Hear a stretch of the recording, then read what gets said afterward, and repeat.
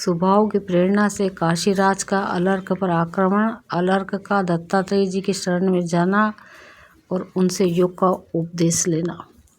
सुमति कहते हैं, पिताजी धर्मात्मा राज अलर्क ने विपुत्र की भांति प्रजा का न्यायपूर्वक पालन किया।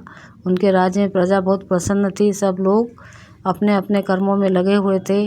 वे दुष्ट पुरुषों को दंड देते और सज्जन पुरुषों की भली भांति रक्षा करते थे। राजा ने बड़े बड़े यज्ञों का अनुष्ठान भी किया। इन सब कार्यों में उन्हें बड़ा आनंद मिलता था। महाराज को अनेक पुत्र हुए जो महान, बलवान, अत्यंत पराक्रमी, धर्मात्मा, महात्मा तथा कुमार के विरोधी थे। उन्होंने धर्म पूर्वक धन का उपार्जन किया और धन से धर्म का अनुष्ठान किया तथा धर्म और धन दोनों के अनुकूल रहकर ही विषयों का उपयोग किया। इस प्रकार धर्म, अर्थ और काम में आसक्त हो पृथ्वी का पालन करते हुए राजा अलर्क को अनेक वर्ष बीत गए, किंतु उन्हें वे एक दिन के समान ही जान पड़े। मन को प्रिय लगने वाले विषयों का भोग करते उन्हें कभी भी उनकी ओर से वैराग्य नहीं हुआ। उनके मन में कभी ऐसा विचार नहीं उठा कि अब धर्म और धन का उपार्जन पूरा हो गया। उनकी ओर से उन्हें अतृप्ति ही बनी रही।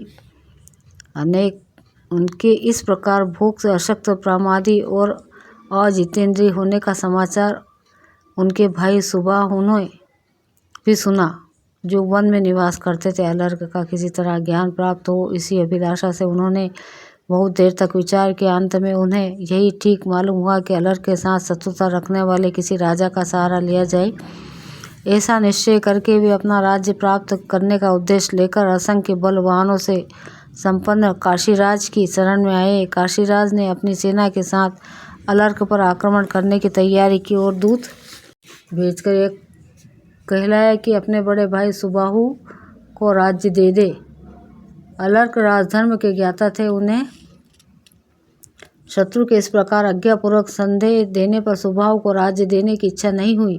उन्होंने काशीराज के दूत को उत्तर दिया कि मेरे बड़े भाई मेरे ही पास आकर प्रेम पूर्वक राज्य मांग ले। मैं किसी के आक्रमण के भय से थोड़ी सी भी भूमि नहीं दूंगा। बुद्धिमान सुबाहु ने वे अलर्क के पास याचना नहीं की। उन्होंने सोचा, याचना क्षत्रिय का धर्म नहीं है, क्षत्रिय तो पराक्रम का ही धनी होता है। तब काशीराज ने अपनी समस्त सेना के साथ राजा अलर्क के राज्य पर चढ़ाई करने के लिए यात्रा की। उन्होंने अपने समीपवर्ती राजाओं से मिलकर उनके सैनिकों द्वारा आक्रमण किया और अलर्क के सीमावर्ती नरेश को अपने अधीन कर लिया। फिर अलर्क के राज्य पर घेरा डालकर उनके सामंत राजा को सताना आरंभ किया। दुर्ग और दुर्ग के रक्षकों को भी काबू में कर लिया। किन्हीं को धन देकर, किन्हीं को फूट डालकर और किन्हीं को समझा बुझाकर ही अपना वशवर्ती बना लिया। इस प्रकार शत्रु मंडली से पीड़ित राजा अलर्क के पास बहुत थोड़ी सी सेना रह गई। खजाना भी घटने लगा और शत्रु ने उनके नगर पर घेरा डाल दिया। इस तरह प्रतिदिन कष्ट पाने और कोष क्षीण होने से राजा को बड़ा खेद हुआ। उनका चित्त व्याकुल हो उठा। जब वे अत्यंत वेदना से व्यथित हो उठे, तब सहसा उन्हें उस अंगूठी का स्मरण हो आया जिसे ऐसे ही अवसरों पर उपयोग करने के लिए उनकी माता मदलसा ने दिया था। तब स्नान करके पवित्र हो उन्होंने ब्राह्मणों से स्वस्ति वचन कराया और अंगूठी से वह उपदेश पात्र निकाल कर देखा। उसके अक्षर बहुत स्पष्ट थे। राजा ने उसमें लिखे हुए माता के उपदेश को पढ़ा, जिससे उनके समस्त शरीर में रोमांच हो आया और आंखें प्रसन्नता से खिल उठी। वो उपदेश इस प्रकार था, संग और शक्ति का सब प्रकार से त्याग करना चाहिए, किंतु यदि उसका त्याग ना किया जाए तो सत्य पुरुषों का संग करना चाहिए, क्योंकि सत्पुरुषों का संग ही उसकी औषधि है।